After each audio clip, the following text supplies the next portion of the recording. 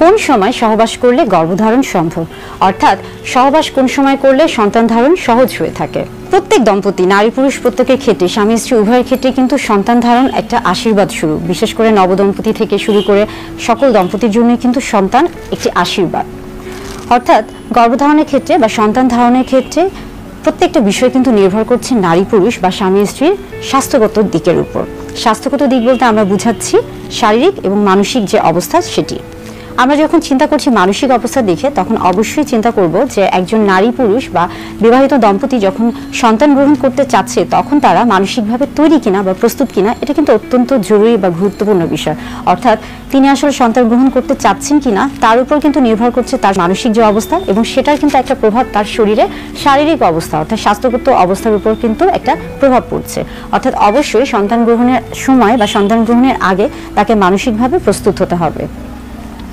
এবার আসি নারী পুরুষ স্বামী স্ত্রী উভয়ের ক্ষেত্রে বা দম্পতির ক্ষেত্রে শারীরিক যে বিষয়টি রয়েছে। দেখা যাচ্ছে যে আমরা কি জানি যে সহবাসের ক্ষেত্রে বা সন্তান ধারণের ক্ষেত্রে যখন একটি শুক্রাণু এবং একটি ডিম্বাণু যখন নিষিক্ত হচ্ছে বা মিলিত হচ্ছে, এবং সেখান থেকে কিন্তু জাইগোট তৈরি হচ্ছে বা সেখান থেকে একটা ছোট্ট ভ্রূণের তৈরি হচ্ছে, এবং পরবর্তীতে তা কিন্তু পরিপক্ক হচ্ছে একটি সন্তানের। অর্থাৎ সন্তান গ্রহণের জন্য বা সন্তান ধারণের জন্য অবশ্যই সেখানে শুক্রাণু এবং ডিম্বাণুর মিলন প্রয়োজন। শুক্রাণুর ক্ষেত্রে যদি আমরা আসি, বিশেষ করে পুরুষদের ক্ষেত্রে, সেক্ষেত্রে শুক্রাণু কিন্তু ডিম্বনালীতে 72 ঘন্টা পর্যন্ত স্থায়ী হয়। অর্থাৎ আমরা বলে থাকি যে 3 দিন পর্যন্ত শুক্রাণু জীবিত থাকে বা বেঁচে থাকে, এবং সেটা ডিম্বাণুর সাথে মিলিত হওয়ার একটা সম্ভাবনা রাখে। এখন আসি স্ত্রীদের ক্ষেত্রে দেখা যাচ্ছে যে ডিম্বাণুর ক্ষেত্রে কি হয়ে থাকে, জরায়ুর দুপাশে দুটি ওভারি বা ডিম্বাশয় থাকে, এবং সেখান থেকে দুই পাশে দুটি ফেলোপিয়ান টিউব বা ডিম্বনালী থাকে। যে ডিম্বাণুটি রয়েছে এটি প্রত্যেক মাসে ডিম্বাশয় থেকে ডিম্বনালীতে পৌঁছে, এবং সেখানে গিয়ে সে যখন শুক্রাণুর সাথে মিলিত হয়ে থাকে তখনই কিন্তু ভ্রূণ বা জাইগোটের তৈরি হয়ে থাকে। অর্থাৎ ডিম্বাণু যখন শুক্রাণুর সাথে মিলিত হচ্ছে তখনই কিন্তু সন্তান ধারণ সম্ভব হচ্ছে। এখন এই ডিম্বাণুটি কখন গিয়ে ডিম্বনালীতে পৌঁছবে বা শুক্রাণুটি কখন বুঝতে পারবে যে এই মুহূর্তে ডিম্বাণুটি আসছে, এই সময়গুলোকে আসলে জানতে হবে। বিশেষ করে দেখা যাচ্ছে যে ডিম্বাণুর ক্ষেত্রে একটি ডিম্বাণু ডিম্বনালীতে মাত্র 24 ঘন্টা অর্থাৎ একদিন স্থায়ী থাকে।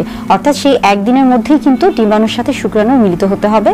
অর্থাৎ সন্তান গ্রহণের জন্য এই একটি দিন বা এই 24 ঘন্টা কিন্তু অত্যন্ত গুরুত্বপূর্ণ শুক্রাণু এবং ডিম্বাণুর মিলনের জন্য। এখন আমরা আসি যে একজন স্ত্রীর শরীরে যদি আমরা খেয়াল করি যে মাসিকের ক্ষেত্রে, প্রত্যেক মাসে যে মাসিক হয়ে থাকে সেটা অত্যন্ত গুরুত্বপূর্ণ, বিশেষ করে সন্তান গ্রহণের ক্ষেত্রে। আমরা জানি স্বাভাবিক মাসিকের ক্ষেত্রে, অর্থাৎ যাদের মাসিক অন্তত 28 দিন পর পর হয়ে থাকে, সেই ক্ষেত্রে দেখা যাচ্ছে এটাকে আমরা স্বাভাবিক মাসিক ধরে থাকি, অথবা 28 থেকে 25 দিন পর্যন্ত অনেক সময় স্বাভাবিক মাসিক হিসেবে গণনা করা হয়ে থাকে। মাসিকের মূলত দেখা যায় যে 14তম দিনে ওভুলেশন হয়ে থাকে। অর্থাৎ এটাকে আমরা ফার্টাইল পিরিয়ড বা ফার্টাইল টাইম বা ফার্টাইল উইন্ডো বলে থাকি। অর্থাৎ এই সময় ডিম্বাণুটি ডিম্বনালীতে গিয়ে পৌঁছে। এই যে ওভুলেশনের কথা বলা হচ্ছে যে এই যে 14তম দিন, মূলত এই 14তম দিনই নিষিক্ত হওয়ার, শুক্রাণুর সাথে মিলিত হওয়ার বা নিষিক্ত হওয়ার যে সময়টি এটি। যাদের আসলে মাসিক স্বাভাবিকভাবেই দেখা যায় যে 28 থেকে 25 দিনের মধ্যে হয়ে থাকে, তাদের ক্ষেত্রে মূলত আমরা বলে থাকি যে তারা এলএমপি অর্থাৎ first day of last menstrual period, বিশেষ করে শেষ মাসিকের প্রথম যে দিন মাসিকটি শুরু হয়েছে সেদিন থেকে গণনা করে 14তম দিন পর্যন্ত যেতে হবে, এবং সেই 14তম দিনে গিয়ে কিন্তু তার ওভুলেশন হবে। এটা মূলত দেখা যায় যে টানা 6 মাসে যদি তার মাসিকটি স্বাভাবিক হয়ে থাকে বা রেগুলার সাইকেল হয়ে থাকে, সেই ক্ষেত্রে কিন্তু এই যে গণনাটি এটি কিন্তু কাজ করবে। অর্থাৎ এই 14তম দিনে গিয়েই কিন্তু সন্তান গ্রহণ সম্ভব, যদি শুক্রাণু সেখানে পৌঁছে থাকে, সেই সময়ে পৌঁছে থাকে। অনেক সময় আমরা বলে থাকি যে এই 14তম দিনের সাথে অনেক সময়, বিশেষ করে যাদের 28তম দিনে হয়ে থাকে বা 28 থেকে 25 দিনের মধ্যে হয়ে থাকে, সেই ক্ষেত্রে ওভুলেশনের সময়টা আমরা বলে থাকি যে 13, 14, 15 এই 3 দিন একটা ফার্টাইল পিরিয়ড বা সময়। এই সময় সহবাস করলে সেই ক্ষেত্রে সন্তান গ্রহণটা দ্রুত হয়ে থাকে। এখন আমরা আসি ওভুলেশন টাইম একই বিষয়। মাসিকের ক্ষেত্রে আমরা বলছি যে যাদের স্বাভাবিক মাসিক বা 28 থেকে 25 দিনের মধ্যে বা 32 দিনের মধ্যে হয়ে থাকে, সেই ক্ষেত্রে ওভুলেশন টাইম যেহেতু আমরা বলছি যে 14তম দিনে গিয়ে সে সময় গিয়ে যদি আমরা খেয়াল করি যে মাসিকের প্রথম সপ্তাহ নয়, মাসিকের দ্বিতীয় সপ্তাহে যদি একজন নারীর শরীরের তাপমাত্রা নির্ণয় করা হয়ে থাকে, তাহলে সেই ক্ষেত্রে দেখা যাবে যে দ্বিতীয় সপ্তাহে তার শরীরের যে তাপমাত্রা এটা স্বাভাবিক থাকবে, এবং যখনই সে 14তম দিন বা তৃতীয় সপ্তাহে গিয়ে সে পৌঁছবে, তখনই দেখা যাবে যে বিশেষ করে পরপর 3 দিন তার তাপমাত্রা বেশি থাকবে। অর্থাৎ ওই যে ওভুলেশনের যে সময়টি থাকে, যেই সময়টি ডিম্বাণুটি ডিম্বনালীতে গিয়ে পৌঁছে, এবং সেখানে যদি তার শুক্রাণু না পৌঁছে সেই ডিম্বাণুটি তখন কিন্তু বের হয়ে চলে যায় এবং সেটাই কিন্তু পরবর্তীতে মাসিক হিসেবে পরিচিত হয়ে থাকে। অর্থাৎ ওভুলেশনের যে সময়টা বা ওভুলেশনের যে তাপমাত্রা রয়েছে সেটা থেকেও কিন্তু আমরা বুঝতে পারি যে সন্তান ধারণ সম্ভব কিনা বা এই সময় হচ্ছে সহবাস করলে সন্তান ধারণ সম্ভব হবে কিনা। অনেক সময় দেখা যাচ্ছে যে যাদের মাসিক হচ্ছে 28তম দিনে বা রেগুলার সাইকেল হয়ে থাকে তাদের ক্ষেত্রে ওভুলেশনের এই যে তাপমাত্রাটা তৃতীয় সপ্তাহে অনেকটা, শুধুমাত্র 3 দিন না, হয়তো বা টানা 1 সপ্তাহ পর্যন্ত বেশি থাকে।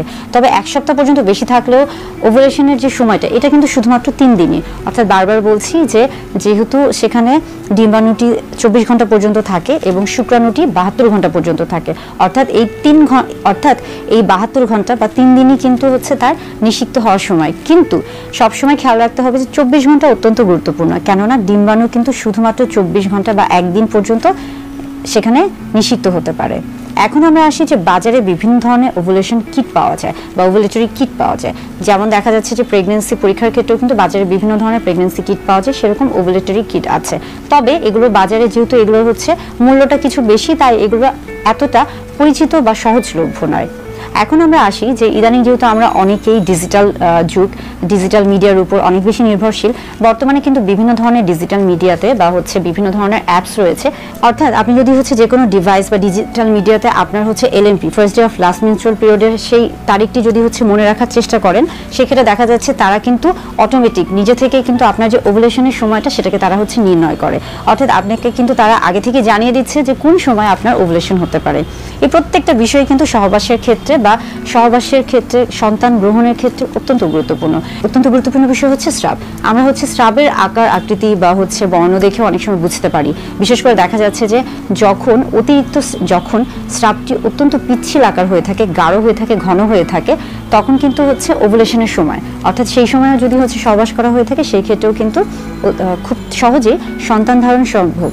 অর্থাৎ এই প্রত্যেকটা বিষয়, যেমন দেখা যাচ্ছে যে মাসিকের যে সময়টি রয়েছে, ওভুলেশনের যে সময়টি রয়েছে, কিংবা তাপমাত্রা নির্ণয়ের যে সময়টি রয়েছে, আবার আমরা কিটের কথা বলছি, কিংবা ডিভাইসের কথা বলছি, কিংবা আমরা আবার হচ্ছে স্রাবের কথা বলছি, প্রত্যেকটা বিষয় কিন্তু এই সময়গুলোতে যদি আপনি হচ্ছে সহবাস করে থাকেন তাহলে আপনার সন্তান ধারণ হয়তোবা সহজ হবে। তবে কোনোটাই কিন্তু আমরা বলতে পারবো না যে শতকরা হচ্ছে 100% হচ্ছে নিশ্চিত। তবে এই নিয়মগুলো যদি আপনি মেনে চলেন তাহলে আপনার জন্য সন্তান গ্রহণ বা সন্তান হচ্ছে গ্রহণ করা বা গর্ভধারণ করা অনেক সহজ হয়ে যাবে।